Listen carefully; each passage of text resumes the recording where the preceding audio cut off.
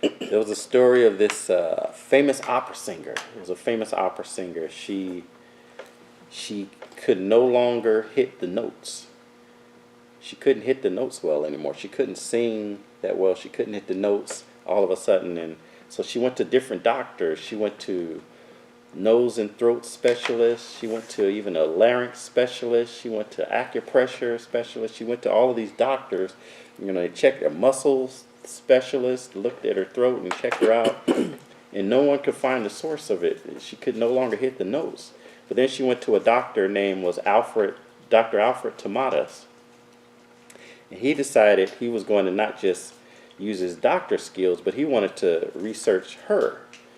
So she was an opera singer, so he said, well, let me study opera to see if I can find out what's going on. So he studied opera, and one of the things he found out is that for an opera singer, if you stand a meter away from the opera singer, the sound coming out of their voice is 140 decibels, which is the same sound as like if you're at a rock concert standing by the speaker. Wow. It's a super loud, deafening sound. So if you're a meter away from an opera singer, you have this rock concert going on in your ear. But we found out it's louder inside of their own heads. So it's louder than a rock concert in their heads. Yeah, yeah. So what he determined is that she was losing her hearing because of the sounds coming out of her mouth. So she was actually being deafened by her own voice. So because she couldn't hear well anymore, you can't hear a note, so you can't sing a note if you can't hear a note. Right. So if you can't hear something, you can't reproduce what you can't hear. So she was being deafened by her own voice. So that's kind of the first thing we're going to look at, is that sometimes we're deafened by our own voice. We can't hear God because of our own voice. Yeah. Our own voices are deafening us. So it may be the voice of fear of other people's opinion. So God is telling us something, but our voice, fear of opinion, is telling us something different. Or maybe the voice of rejection. It may be the voice of embarrassment. God is telling you to do something, but you're embarrassed. Or it's the fear of failure. God said, join this ministry. And you say, oh, what if I fail? The fear of failure. The voice of the fear of failure may be deafening the voice of God. Maybe drowned out by our pride or our own opinions, or for the pounding of past experiences. It could be an unforgiving voice. It could be a self-consumed, selfish voice. I want to do. I hear you saying this, God, but I have my own goals, my own dreams voice that's drowning it out. It could be a refusal to try something new voice. It could be I need proof. I need proof first, God, before I do it voice.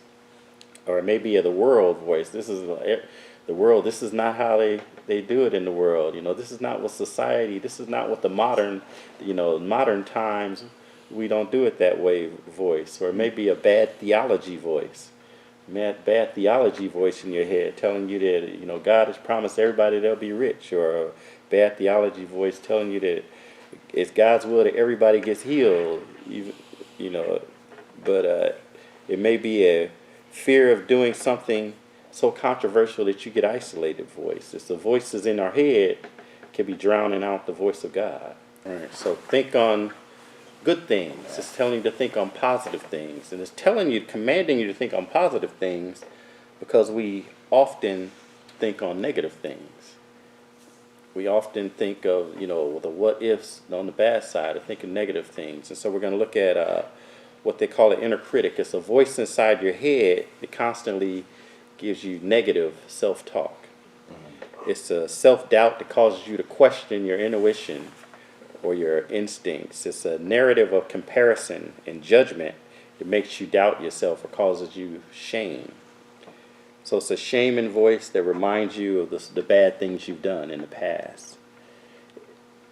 It tells you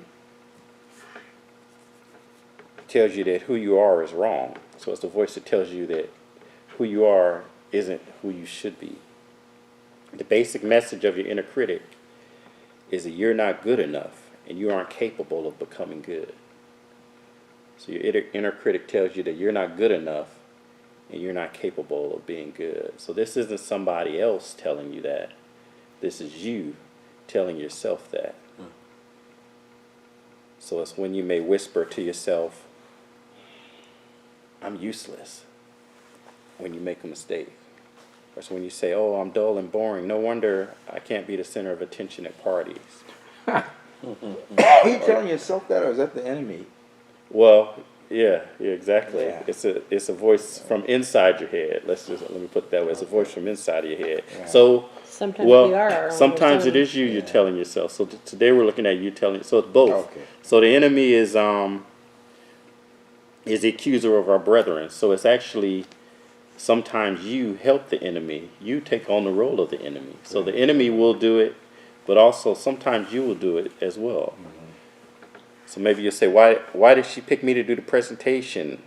I'll be awful and everyone will know I'm a fraud, or I'm fat and lazy. I wish I was like her. Or he's a selfish, horrible, nasty person. Why did she pick him instead of me? Or nobody likes me because I'm not nice. Or I'll never have somebody to love. Or let's face it, I'm too unattractive to have a happy life. Or no wonder my wife isn't attracting me anymore. I'm a mess. Or if they found out all the bad things I've done, they would know I'm pretending to be a Christian. Or I can never stop sinning. It's the voices we tell ourselves when we do something wrong, or when we think of something, or when when we doubt ourselves, and it'll come out, or maybe the voice says, it's been a rough day, you need to have a drink. And then when you have a drink, it tells you, look at you drinking, you're just worthless, you're no good, look at you, you're just a sinner, you're just worthless.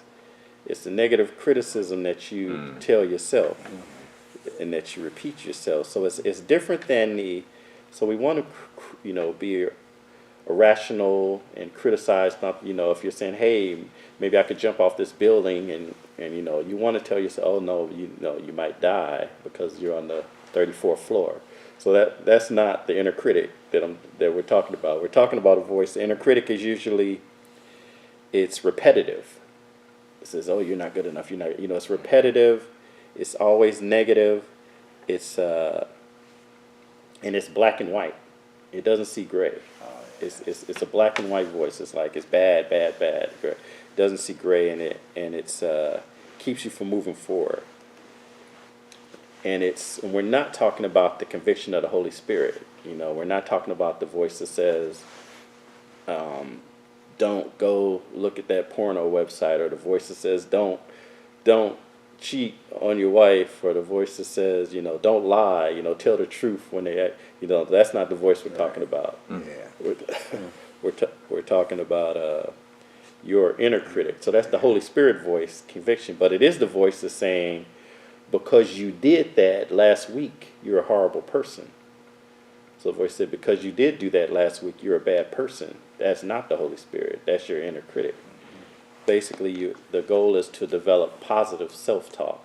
So once you notice, you're aware of the negative self-talk, it'll eventually change. So becoming aware of it is the first step. Becoming aware of it and noticing it, and when it happens, is the first step to that is becoming self-aware. And I kind of hate that I'm going to have to end here, because that's kind of more of a clinical method. And next is the biblical spiritual approach to this. But I will say this though. So when I was thinking about like the thoughts that came into my head, like for instance, like I'm preparing for this lesson, and I'm like, oh, pastor just left. What if nobody shows up? Maybe I'm gonna make this whole lesson and nobody will show up. And but then when I was thinking about it, and I was just thinking about these techniques, but I thought about what I actually did or do is well, I'm doing this for God. And so whether somebody shows up or not is not important. Right. I'm going to turn it over to God. Right. It's like I'm turning this over. It's like, well, what I'm going to do my part, but I'm going to turn the results over to God.